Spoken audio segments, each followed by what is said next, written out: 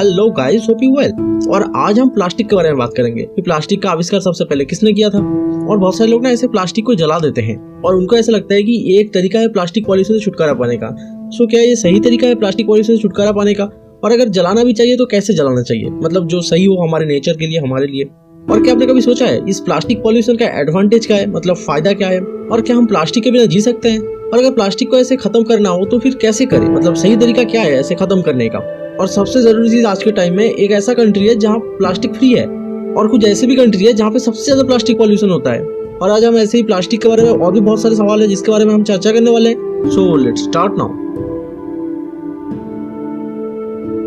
सबसे पहला सवाल, इस प्लास्टिक को इन्वेंट किसने किया, मतलब इसको बनाया किसने? सो दुनिया में सबसे पहले प्लास्टिक को बनाया गया था न्यूयॉर्क में सन 1907 में, और इसे बनाया था लियो बैकलैंड ने। दूसरा question, how long plastic last? ऐसे नॉर्मली मिट्टी में पड़े पड़े अगर प्लास्टिक को सड़ना हो तो लगभग 1000 साल तक लग सकता है। बट प्लास्टिक बैग जो हम एवरीडे लाइफ में यूज करते हैं उसको डिकम्पोज होने में लगभग 10 से 20 साल तक लग जाता है। और अगर प्लास्टिक बोतल की बात करें जो सबसे ज्यादा खतरनाक है आज के टाइम में, वो लगभग 450 साल लगता है। मतलब एक प्लास्टिक बोतल को डिकम्पोज होने में 450 साल लगता है। नाउ नेक्स्ट क्वेश्चन, अब देखते हैं हम कितना ज्यादा प्लास्टिक वेस्ट प्रोड्यूस करते हैं हर साल इंडिया में। सेंट्रल पॉल्यूशन कंट्रोल ब्यूरो यानी कि सीपीसीबी के रिपोर्ट के अनुसार सिर्फ इंडिया में सालाना लगभग 33 lakh metric ton plastic produce होता है, मतलब वेस्ट करते हैं। और अगर हम ग्लोबली देखें तो वो बढ़कर हो जाता है 300 मिलियन टन। और आप खुद अंदाजा लगा सकते हो कि कितना ज्यादा होता है। 1 मिलियन का मतलब होता है 10 लाख। और यही सब समझ सकते हो कि हम कितना ज्यादा प्लास्टिक को वेस्ट कर रहे हैं, और उस वजह से जो प्रॉब्लम है वो बहुत ज्यादा बढ़ रहा है। और एक एवरेज इंसान हर दिन लगभग 0.74 किलो वेस्ट प्रोड्यूस करते हैं। सो अब आप सोच रहे होंगे कि अगर हम इतना ही प्लास्टिक को प्रोड्यूस करते हैं सो क्या हम प्लास्टिक के बिना नहीं रह सकते? Is it possible to live without plastic? तो जरा ये समझ लीजिए, प्लास्टिक का इम्पैक्ट हमारे जिंदगी में हर दिन हर जगह पे होता है। विदाउट प्लास्टिक फूड वेस्ट बहुत होगा, और दूसरी चीज फ्यूल कॉस्ट इंक्रीज हो सकता है due to the heavier vehicles. और without plastic medical care would be very difficult. और अभी शायद आप ऐसे सोच रहे होंगे कि क्या हम इस प्लास्टिक से इजाद नहीं पा सकते, मतलब कोई ऐसा इसका ऑल्टरनेटिव नहीं है क्या? तो उसके बारे में तो थोड़ी देर में मैं आपको बता ही दूंगा कि इसका ऑल्टरनेटिव क्या हो सकता है और क्या किया जा सकता है, जो बहुत आसान है, हर कोई कर सकता है। क्योंकि अगर हम ऐसे ही प्लास्टिक प्रोड्यूस करते रहे और पॉल्यूशन करते रहे तो फिर सब कुछ खत्म हो जाएगा, क्योंकि ये बहुत खतरनाक चीज है। मैंने आपको बताया इसको डिस्पोज होने में कितना टाइम लगता है। वही इस प्लास्टिक पॉल्यूशन है प्रॉब्लम।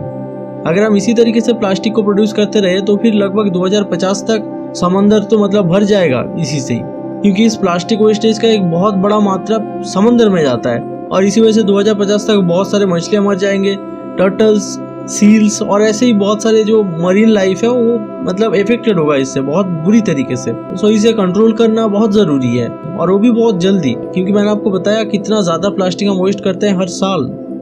ऐसे प्लास्टिक पॉल्यूशन समंदर के जीवों के लिए भी खतरा है और इंसान के लिए भी कहीं ना कहीं खतरा बनता जा रहा है। क्योंकि आपको पता होगा आज के टाइम में ज्यादा से ज्यादा खाना प्लास्टिक में ही रैप करके देते हैं ताकि वो खाना ठीक रहे।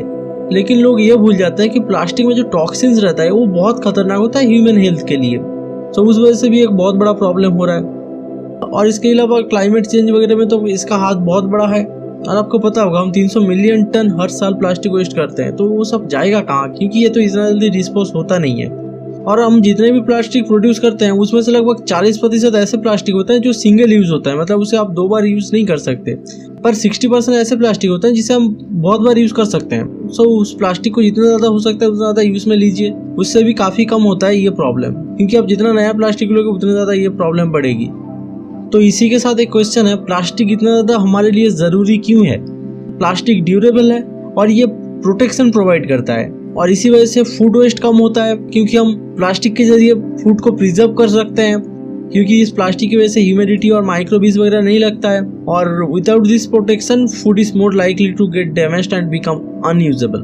सो इसका सॉल्यूशन भी बड़ा सिंपल है कि उस प्लास्टिक को रीयूज करो, क्लीन करके दोबारा उसको यूज करो, ताकि थोड़ा बहुत पॉल्यूशन कम हो जाए जितना हो सकता है। मैंने आपको वीडियो के शुरू में जो सवाल बताया था, what are the advantage of plastic pollution. So इसका एडवांटेज भी काफी सारे हैं, जैसे कि ये ड्यूरेबल है, low cost, water resistance, lower energy and heavy chemicals and light weight. और ऐसे भी अगर हम प्लास्टिक का यूज बंद कर देते हैं हर जगह पे तो फिर कहीं ना कहीं पेपर का यूज बहुत ज्यादा होने लगेगा।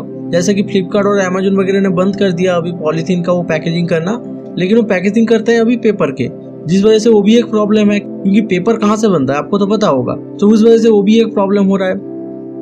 और पॉलीथीन की वजह से एनर्जी सेव हो रहा है और ड्यूरेबिलिटी भी काफ़ी अच्छी होती है।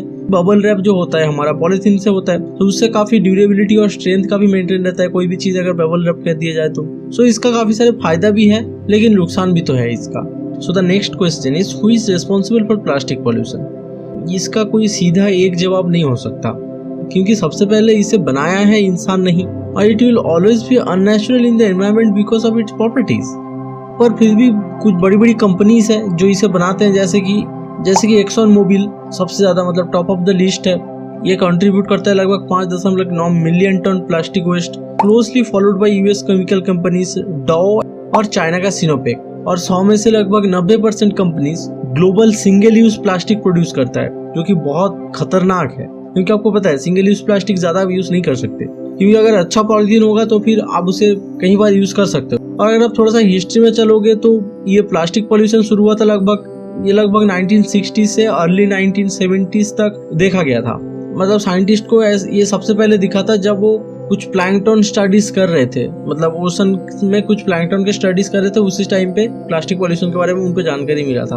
और मैंने आपको बताया कि humans are responsible for plastic pollution, मतलब अगर हम ज़्यादा यूज़ नहीं करेंगे प्लास्टिक को, मतलब बार बार अगर हम उसे ही रीयूज करते रहेंगे, तो फिर उससे कहीं ना कहीं कंपनी को भी इफेक्ट पड़ेगा और वो भी प्रोड्यूस करना कम करेगा, क्योंकि इतना ज़्यादा पॉलीथीन हमारा ज़रूरत है, इसीलिए वो कंपनी भी बना रहा है। सो इसी वजह से आप उसे क्लीन करके दोबारा रीयूज़ करो।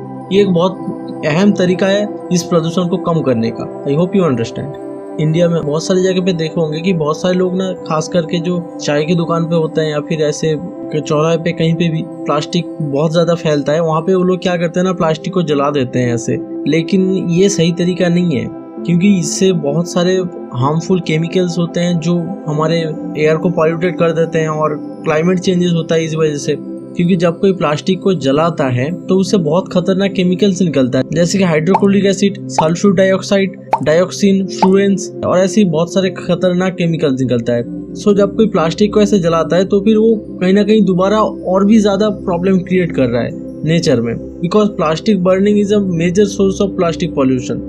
So burning plastic waste is not sustainable solution to end plastic pollution. इसका sustainable solution है इसको reuse करो। So इसी के रिलेटेड एक और अहम सवाल आता है कि इस प्लास्टिक का करे क्या, मतलब इसको डिस्पोज कैसे करे फिर। So ये भी बड़ा सिंपल है, प्लास्टिक को अलग रखो, लिक्विड और जो ऑर्गेनिक चीज़ें होते हैं जिससे कि ऑर्गेनिक वेस्ट बनता है, और इसको रिसाइकलिंग एजेंसीज को दे दो, या फिर सबसे अच्छा जो तरीका है वो है रद्दी वालों को दे दो, क्योंकि वो लोग ही इसे वहाँ पे पहुँचा देंगे और आपको थोड़ा बहुत पैसे भी मिल जाएगा उसके बदले। और इसको ऐसे जलाओ मत और इधर उधर फेंक मत दो, क्योंकि वो फेंकने से कहीं ना कहीं हमारा ही प्रॉब्लम हो रहा है, और इसी वजह से आने वाले जो हमारा जनरेशन होगा उनको भी इसका खामियाजा बहुत भुगतना पड़ेगा। क्योंकि मैंने आपको बताया अगर हम ऐसे ही चलते रहेंगे तो 2050 तक तो मतलब समुद्र में पानी से ज़्यादा प्लास्टिक देखने को मिलेगा।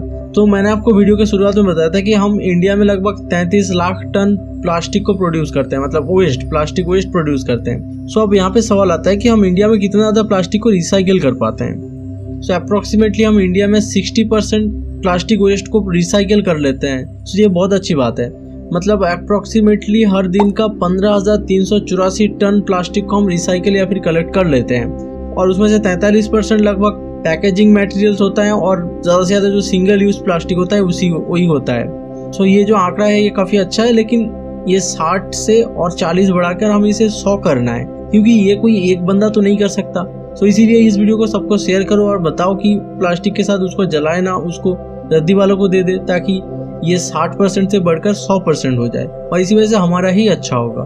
सो is there any safe way to destroy plastic? So the answer is yes. एक तरीका है जिससे कि इसे सेफली डिस्ट्रॉय किया जाता है, और वो है पेट एसी।